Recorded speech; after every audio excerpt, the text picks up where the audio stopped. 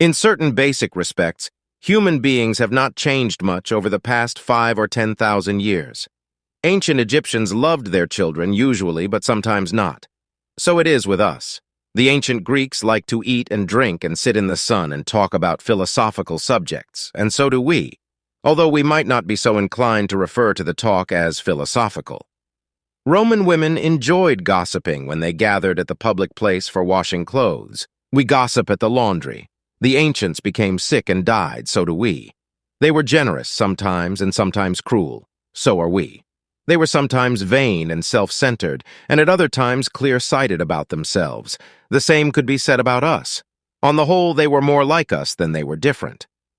There are other respects in which human beings of the past viewed life differently. Of course, they did not have refrigerators and television sets and automobiles and computers, and we do. That is not a major difference. They did not take vacations or worry about how to employ their leisure time. That is a bigger difference.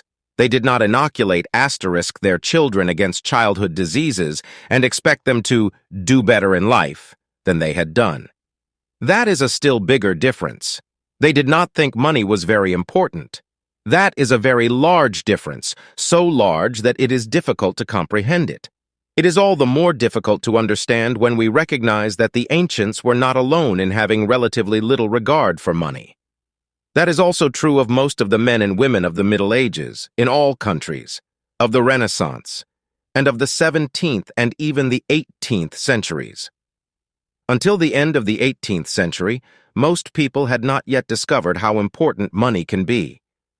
As a result, their lives were very different from ours, even if psychologically they were more like us than they were different. Contrast the conditions of life before 1800 to those under which we live now. Today, almost everyone in almost every country works for money and uses the money he earns to buy the things he needs and wants to make a good life. Hardly anyone can live a good life without money. Those who have more money are envied by those who have less, and practically everyone seeks constantly for ways to earn more than he does. We are aware that there are some people, even today, who do not care much about money. They are more concerned about the work they do than the money they earn from it, or about where they live, or about avoiding the rat race. Even these relatively rare persons require some money to live.